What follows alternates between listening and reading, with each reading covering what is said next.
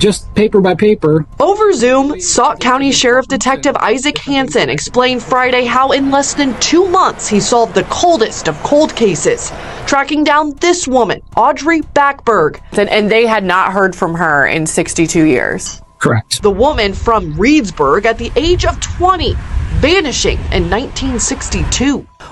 It was supposed to be a normal Saturday, July 7th, 1962, a small town in Wisconsin. Audrey Backeberg, just 20 years old, kissed her 2 young children goodbye, told a friend she was headed to pick up her paycheck from the woolen mill, and walked out the front door. That was the last time anyone saw her. She never came back. No call, no note, no sighting. Audrey was just gone. For decades, she would be remembered not as a woman, not as a wife, not as a mother, but as a question, a chilling, unanswerable question. How does someone vanish in America without a single trace and stay gone for over 60 years? And why would they want to? The search began quickly. Within hours, friends and family were calling around. Audrey was well liked, known in the community. It didn't make sense. She had a home, a job, 2 small children, no history of disappearing, no mental health concerns that anyone had spoken of publicly. Her husband, Ronald Backeberg, told authorities he had no idea where she'd gone. He said she'd seemed upset earlier in the week, but wouldn't say why. But those closest to her knew something wasn't right in that house. Audrey had been married since age 15, a child herself when she became a wife. By 20, she was already a mother of 2, and the home she'd built with Ronald was not a peaceful one. According to family members and later police reports, Audrey had recently spoken to law enforcement about Ronald's escalating behavior. She had filed a domestic abuse complaint just days before disappearing. She told a babysitter she feared Ronald might kill her. One night, she said, he put a gun to her head, and then she was gone. Authorities launched a basic search, phone records, local hospitals, bus stations. Police followed the standard 1960s missing person procedures, limited by today's standards. There was no centralized database, no social media, no DNA tracking. The case went cold almost instantly. Ronald told police she probably ran off. He never hired a private investigator. He never seemed to ask for updates. Some thought that was suspicious, but others pointed to Audrey's mental state. Perhaps she had left to protect herself. Or worse, someone made sure she never came back. No body, no footprints, no evidence of foul play. Just one final trace. A 14-year-old babysitter claimed she last saw Audrey near a highway, flagging down a ride. The girl said Audrey was crying, anxious, but determined. She told her, "I can't go back, I have to disappear." Then she got into a car, destination unknown. What drives a woman to vanish from her entire life, to abandon everything she's ever known, including her own children? Was she running from danger, or was she running towards something no one else could understand? The truth wouldn't begin to emerge until 63 years later. But to understand how she survived, we first have to understand what she was surviving. To the outside world, Audrey Backeberg was a typical young woman, pretty, quiet, polite, a loving mother. But inside the 4 walls of her home, there was a very different story unfolding. And no one, not even her closest friends, knew just how dark it had become. In 1962, being a young housewife in small-town Wisconsin didn't leave much room for options. Audrey had married Ronald Backeberg when she was just 15 years old, barely out of childhood herself. Back then it wasn't unusual, but that didn't make it right. By the time she was 20, she had 2 small children, no high school diploma, no driver's license, and almost no independence. Her world was limited to grocery lists, laundry, and whatever mood her husband brought home that night. And Ronald's moods, according to later reports, were dangerous. Audrey confided in her sister, in whispers, carefully, only when she was sure no one else could hear. "He's not like he used to be," she said. Sometimes I think he wants me gone. Ronald was charming in public, well-dressed, mild-mannered. But behind closed doors, Audrey described explosive outbursts, jealousy, control, surveillance. She wasn't allowed to have friends over without permission. She wasn't allowed to leave town. If she spent too long at the store, he wanted to know why. And then there were the threats. One family member later claimed that Ronald once held a gun to Audrey's head, in front of the children. Audrey tried to escape once before. She packed a bag, took the kids. But he found her the same night. That time she came back. But something had changed. In the spring of 1962, just months before she vanished, Audrey did something most women in her position never dared to do. She filed a domestic abuse complaint with the police. It wasn't just a cry for help, it was a final warning, and it put Ronald on edge. Friends remember her looking over her shoulder. She started closing the curtains during the day. She barely spoke at church. One neighbor said she stopped smiling completely. Audrey had always been quiet, but now she was haunted. And then came that final week, July. She asked a teenage babysitter to stay the weekend, told her, "If something happens to me, don't believe what he says." And that was it. Audrey Backeberg, the young wife from Columbus, Wisconsin, walked out to get her paycheck and vanished into the noise of America. But this wasn't a spontaneous decision. It was calculated. It was measured. It was planned. She had waited. She had watched. And when she finally saw the door open, she took it. People say, "I could never leave my children." But some women, they leave to save them.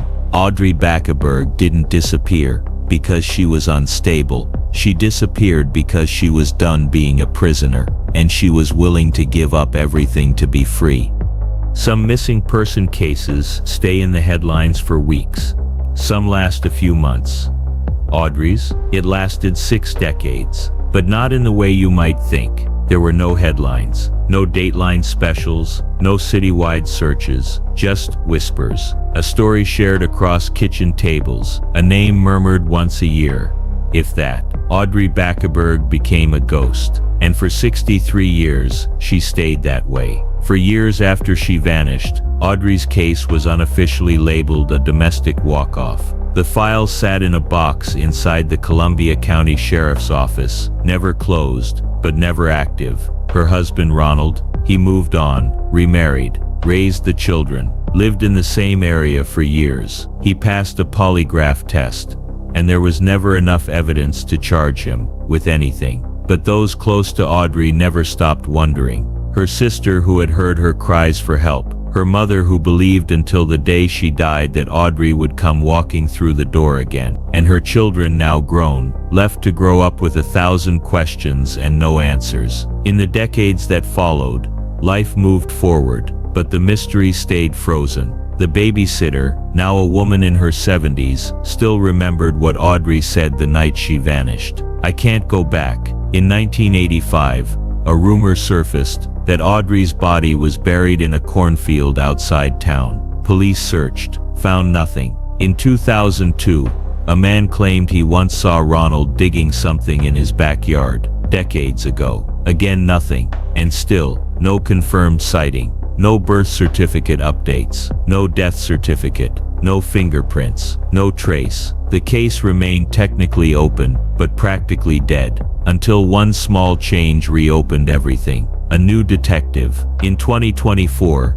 the Columbia County Sheriff's Office began digitizing cold cases. One of the oldest files to cross the desk of Detective Isaac Hansen was a single manila folder labeled Backeberg, Audrey, missing, 1962. He read it once, then again, and then he made a decision that would change everything. "This case doesn't feel cold to me," he said. "It feels unfinished." He began the process, scanning every page in the 60-year-old file, re-interviewing old witnesses, including the babysitter, running every known detail through new databases, Social Security updates, hospital records, genealogy matches, reviewing every trace of someone who had vanished and started over. Then he had a breakthrough. A woman, in another state had once used a fake name that partially matched Audrey's real name. There had been an old arrest, a minor one. She'd been released. No fingerprints were ever compared. The arrest record had gone unnoticed for decades, but now it was a thread, and Detective Hansen began pulling. What he didn't know yet was that Audrey Backeberg had built an entire new life, a new name, a new family, a new identity, and she never intended to be found. It took 63 years. Thousands of missing posters had faded. Her children were now elderly, her husband long dead, and yet one call, one digital thread, one moment of clarity, and suddenly the ghost had a name again. Audrey Backeberg wasn't dead. She was very much alive, living in another state, with a new name, a new life, and a past she had locked away for more than half a century. Detective Isaac Hansen had been combing through ancestry records, hoping for something, anything, that could tie an unidentified woman in the system to Audrey's DNA. When he matched a family tree to Audrey's late sister, everything clicked. The woman was in her 80s, still living, still healthy, and living under a completely different identity. There had been no death certificate, no obituary, no legal name change that connected her to Audrey Backeberg, but the fingerprint on that decades-old arrest record, it was hers. The deputy who knocked on her door wasn't sure what to expect. They didn't know if she'd be confused, if she'd deny it, if she'd scream, or vanish all over again. But when she opened the door, she was calm, gentle, gray-haired, sharp-eyed, and when they asked her, "Ma'am, were you ever known as Audrey Backeberg?" she didn't blink. "Yes," she said, "I was." Then she paused. "But I haven't been her in a very, very long time." She wasn't hiding anymore, because she didn't have to. Audrey had remarried decades ago, lived a quiet, content life, no criminal record, no scandals, just a new name, and a chapter she had closed so completely that even her own children never found her. She had left Wisconsin with nothing, no money, no legal papers, just her clothes, her mind, and a vow: "I will never go back." And she kept that promise for 63 years. When asked why she never reached out, to her children, to her family, to anyone, she didn't cry. She simply said, "I had to choose survival over memory. If I opened that door again, I wouldn't have made it. You don't understand what I was running from. I did what I had to do." She declined all interviews, did not want to reconnect with remaining family. She had built a new identity, and she asked police to protect it. Out of respect they did. No crime had been committed, no charges were pending, and so, officially the case was closed. A 63-year-old mystery, solved, and yet no one felt like celebrating, because closure, in real life, doesn't always come with hugs. Sometimes it comes with silence. Sometimes, survival leaves scars on people you never get to explain yourself to. Audrey survived, but not everyone got the answers they were waiting for, and maybe that was always part of her plan. Audrey Backeberg didn't die in 1962. She didn't drown. She wasn't abducted. She simply left. And for over 60 years, she built an entirely new life on top of the one she was forced to flee. She survived something most people never escape, but survival comes at a price. For her children, now elderly themselves, the news was bittersweet. One of them died in 2006, never knowing whether their mother was alive or buried in a field. The other, according to police, was notified of Audrey's discovery, but no reunion took place, no statement, no public comment, just the silent, aching truth. Sometimes when people disappear, it's not because they're lost, it's because they don't feel safe being found. This wasn't a fairy tale ending. There were no tearful hugs in front of flashing cameras, no viral video of a mother and child collapsing into each other's arms. There was only a name, a confirmation, and a mystery solved far too late to heal every wound. And yet, maybe Audrey never wanted that ending. Maybe she gave up everything she loved to simply survive one more day, and then another, and another, until she became someone new. She was not a fugitive. She was not unstable. She was not selfish. She was a woman, in 1962, facing abuse, without protection, without a system, without rights, without choices, and she made the only one she could. This is not a story of betrayal. This is a story of escape. This is not a mystery. This is a revelation. And this is not just Audrey's story. It's the story of every woman who vanished and was never found. Every file labeled missing. Every mother, sister, daughter who chose to disappear just to stay alive. Audrey's case is now officially closed, but its impact still rippling. It challenges everything we think we know about missing persons, because sometimes they're not missing. They're just gone and wanted to stay that way. If this story moved you, please subscribe to this channel. We don't tell stories to sensationalize, we tell them to humanize. Like this video to help others discover stories that deserve to be heard. Comment below your thoughts, your reflections, or just a message to survivors like Audrey, who had to disappear to survive. Share this video with the hashtag #Audrey Backeberg, because her story might help someone else still trying to escape. And if you or someone you know is living in fear, trapped in a relationship they can't escape, please reach out. There is help, there is safety, and most importantly, there is hope. This was the story of Audrey Backeberg.